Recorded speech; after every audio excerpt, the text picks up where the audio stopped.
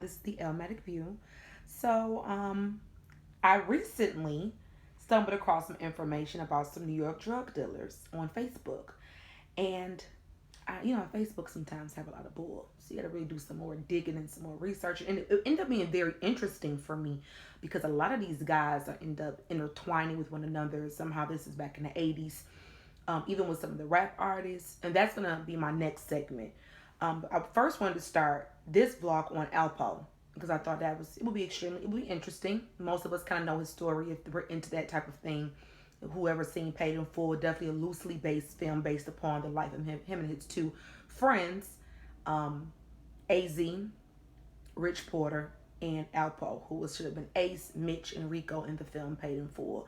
It definitely gave a great depiction of what kind of happened. A lot of the information, it seemed as though it was pretty accurate, but a lot of things were changed because otherwise they would have had to pay them. So it was inspired by a true story, not necessarily a true story. So I did some information on Alpo simply because everyone has a lot of opinion about the choices that he decided to make in his life as far as snitching. And the term snitching is very in my opinion can be misconstrued when it comes to certain situations. In his situation, he definitely was a snitch. In all categories, he was a snitch. But I have my own opinions on the route that he took as well. But I'm going to first give you guys some insight on his life and how he got started. And then we're going to get into my opinion on the snitching thing. So he's Puerto Rican. He was raised in Harlem by his mother. I think he has a younger sister as well. From what I've researched, he seemed to be a good kid. He always worked hard. His mother didn't play about him. She would send him with a white family every summer. Once he got a little bit older, probably around maybe 8 or so. And the family took a great liking to him. They always called back for him, make sure that she made sure she gave him a different type of life so he know how to deal with people that weren't all black or Puerto Rican or in the hood. So I think that was a great step for her as a parent. The family loved him, took a liking to him. They also had children. He played with the other kids around. They saw when he was probably around 13 or 14, he started to change a little bit. He started coming around these big gold chains. So they're thinking, what are you doing? He tells the mother, the white mother, that he's a runner for the heroin man. And I think that's where he kind of got the name Alpo from. Wouldn't it be ironic enough because they call heroin dog food, Alpo the dog food. His name's Albert. I think that's where he kind of probably got that from. So at any rate, he stops going up there. But the family, I think, still really kind of kept in touch with him because I also seen an interview with the family, and they still really they loved him. At any rate, he's doing this. He's rolling. They say he was the best roller. He's up at 5:30 in the morning. He's in a block. He has no problem telling people, "I ain't the one to play with. I'll stick you up. You ain't sticking me up." He was a go getter. He was very ambitious when it came to making his money and making his claim to fame as not nobody to mess with in Harlem. And I want to say he was from West Harlem. I don't know if that might be wrong. I don't know. But he was from a different side of Harlem than AZ. So, heroin is something that's always going to sell.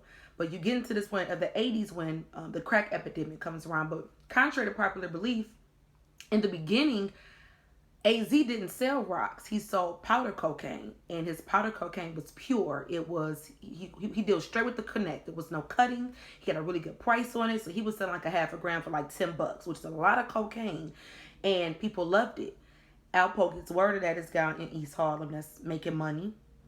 He got that work. So he's on them. What's up? What's up? Can I make a little dollars with you? And so AZ never gets back with him. So AZ tells him, you get back with me with that. And that's what he did. He came. He's ambitious. He's hard working. He's like, oh, I'm gonna get on you. I'm gonna make some money with you. And he gets him to start rolling with him.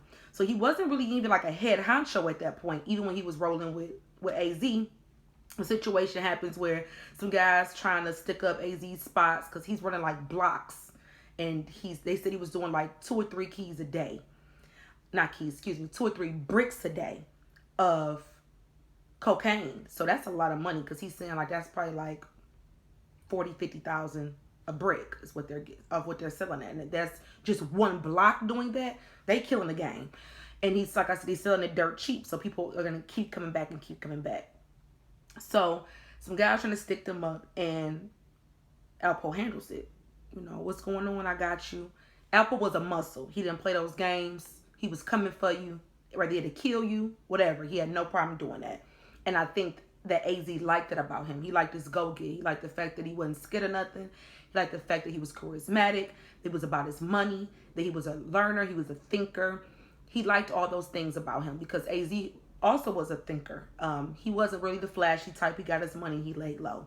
So he gives, I want to say like a house or like a project or whatever for Alpo to run. And he's killing it. He's making his money. So at this point, he's saved up enough money where he don't have to go through AZ no more. He does as far as getting the bricks. I got my own money to get my own bricks. I don't need your bricks no more.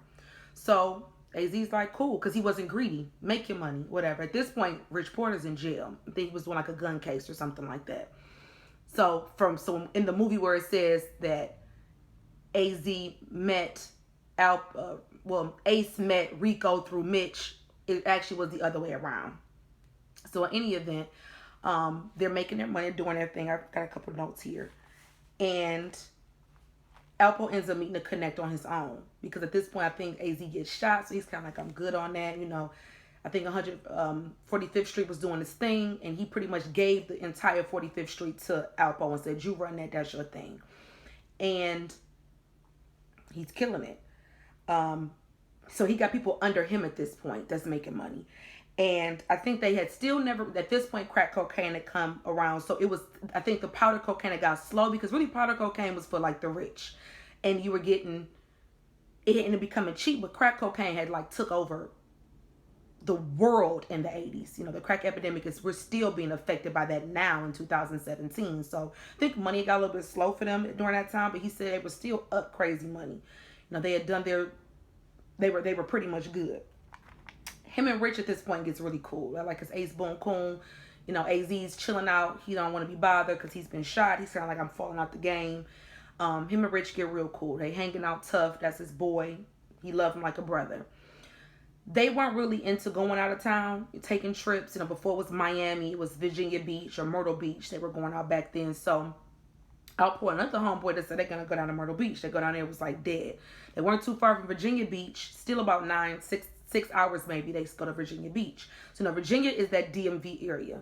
So you got DC, Maryland, Virginia. Niggas still down there rolling, they getting money too. You got, in that area, you got Michael Frey. You got Rayful. A lot of guys in the DC area getting money. So he's down there in his nice car, and people want to know who he is. He want to know who niggas is too. Figure out some things. One thing about him, he knew how to make money. He knew who to go to make the money, to get the information. And nobody else to get information from but a woman. Because bitches love to pillow talk and run off at their mouth. So that's what he did. He hooked up with some girls down there. Made them have a good time. Sent them girls back to New York to have a good time for another weekend. Him and Rich ends up hooking up with these girls.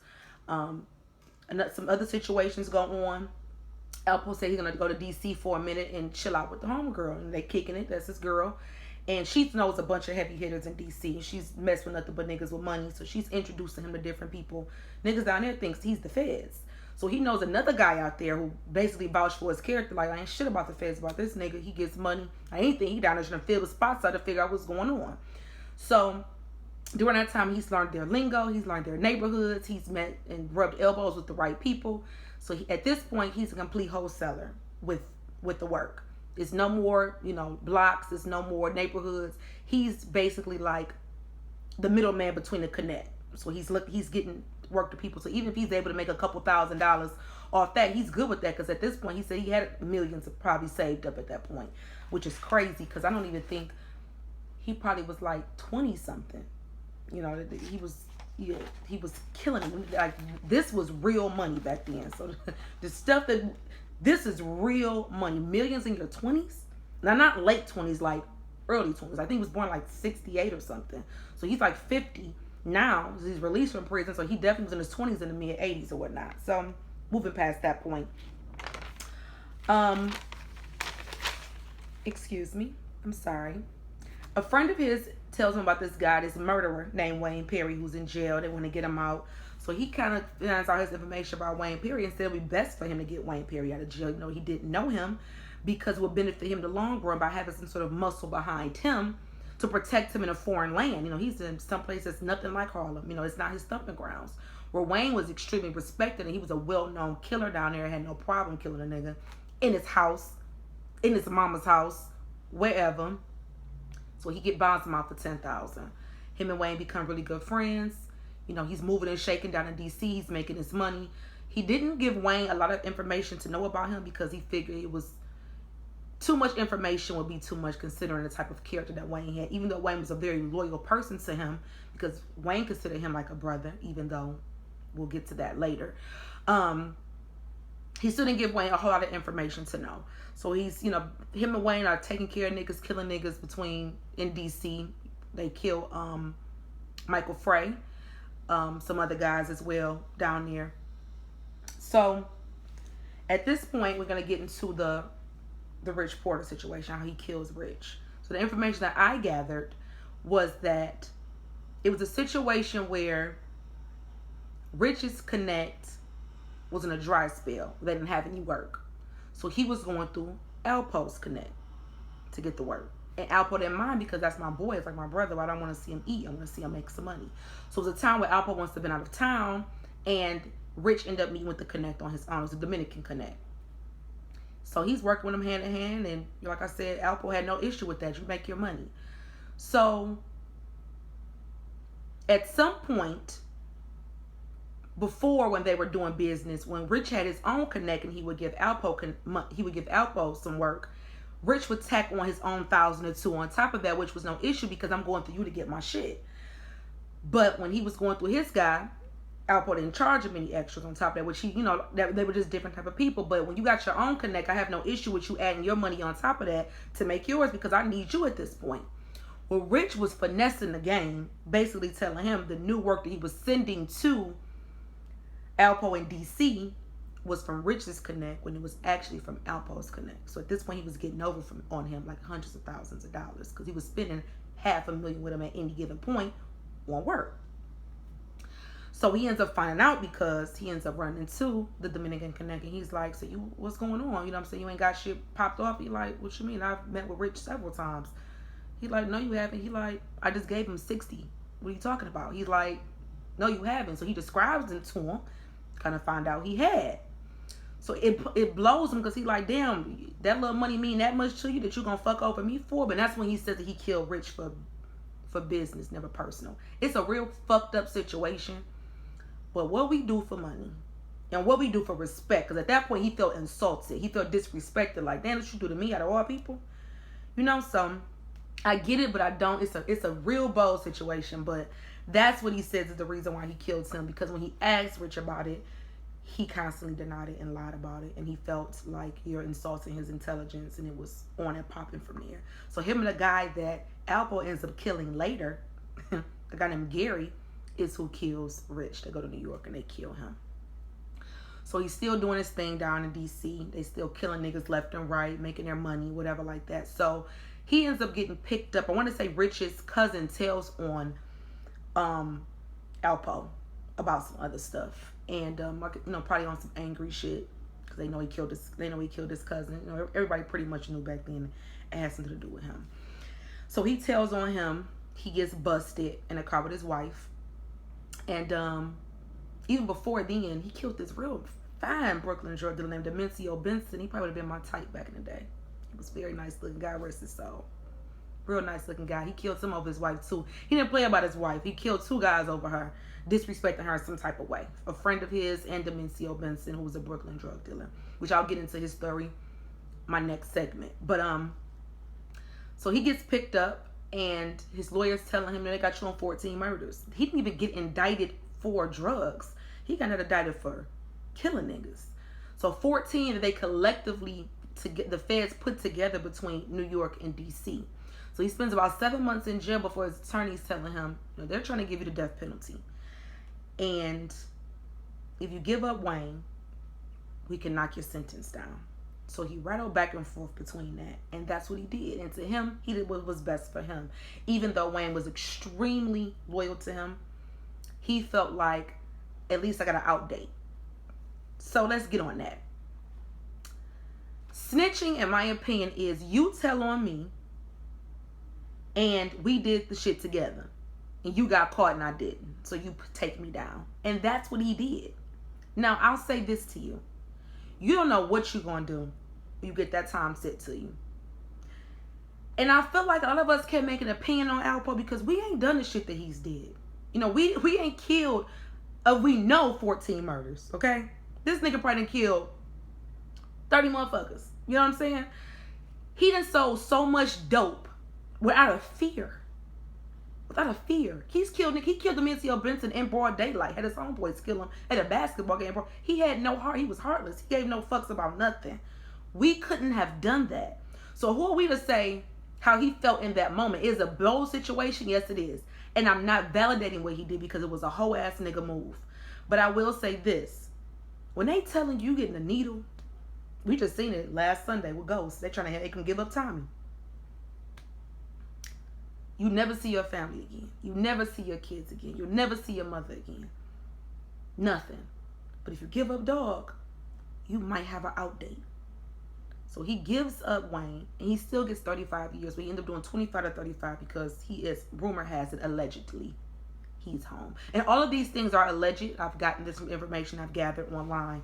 Some interviews from Alpo himself and some other interviews I've seen and read. But I feel like, who are we to judge? Who are we to judge? It was some sucker nigga shit, but a part of me respects him for the things that he has done and the people that he has taken care of out there. They said he would throw huge 4th of July celebrations and have all the kids out there with huge fireworks all through Harlem and took care of people and their families. He had no problem looking out for people.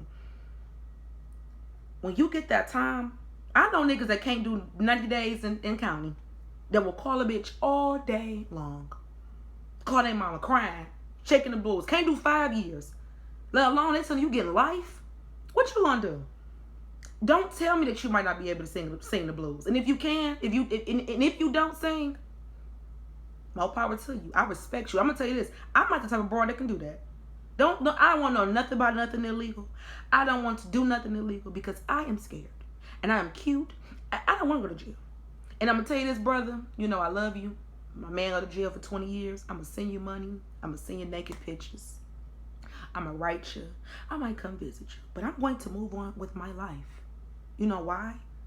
Because time waits on no man. Once you're out of sight, you're out of mind. I'm just being realistic with you.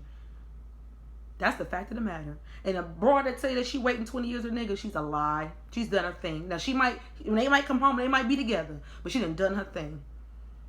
That's just the way of the world. So for people to say he's the biggest snitch, he's the ultimate snitch, what would you do? Don't speak so soon because we don't know. We've never been in that position. And there's plenty of guys in this city, because I'm from Detroit, for viewers that watch me that's not from Detroit, it's plenty of guys out here that gets recognition and gets praises that in told like a mug, okay?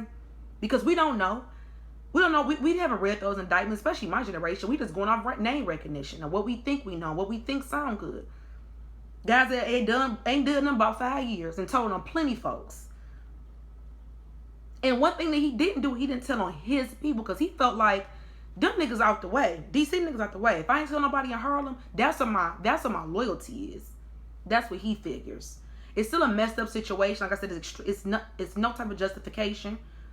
It's a punk nigga move, but I get it. I kind of get it. He want to see his family at some point, you know. I couldn't imagine being in prison. He was in a maximum security, you know, in Colorado. I don't know. I might get scrutiny for this. I don't know. I don't care.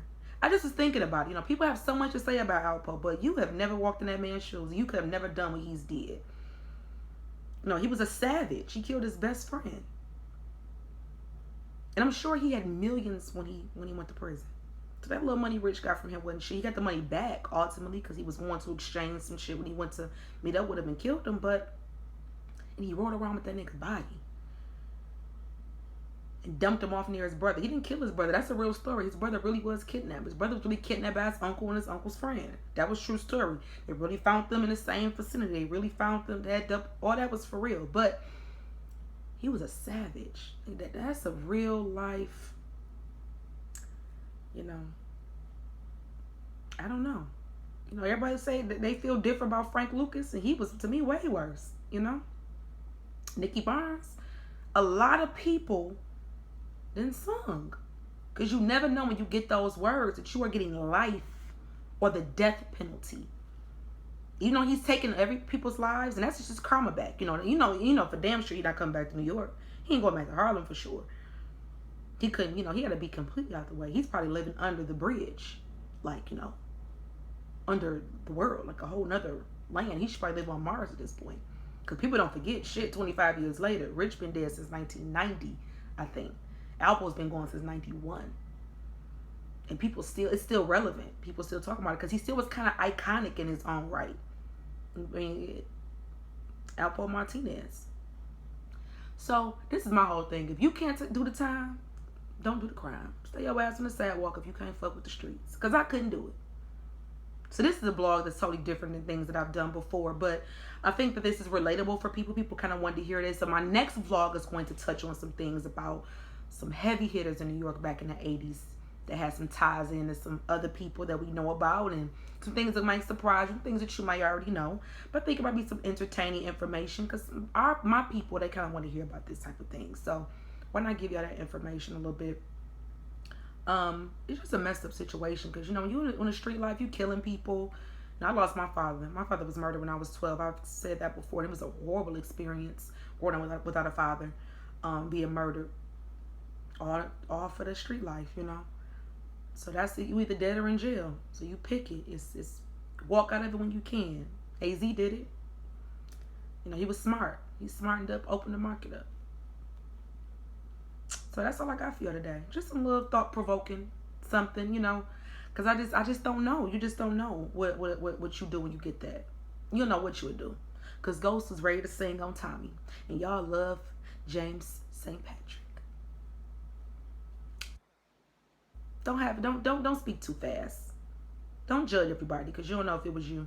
Because I'm sure half of y'all niggas be out here running when they told y'all life. And it's even crazy because even though he still got 35 years, I guess he figured I'd be 50. I'll still be alive. I still got maybe 20, 30 more years to live. But you're living in secrecy. You're living terrified. Definitely, I can just imagine. He's definitely not secure. I'm sure he's looking over his shoulder. See y'all soon. Subscribe. Thank you. The Elmatic View.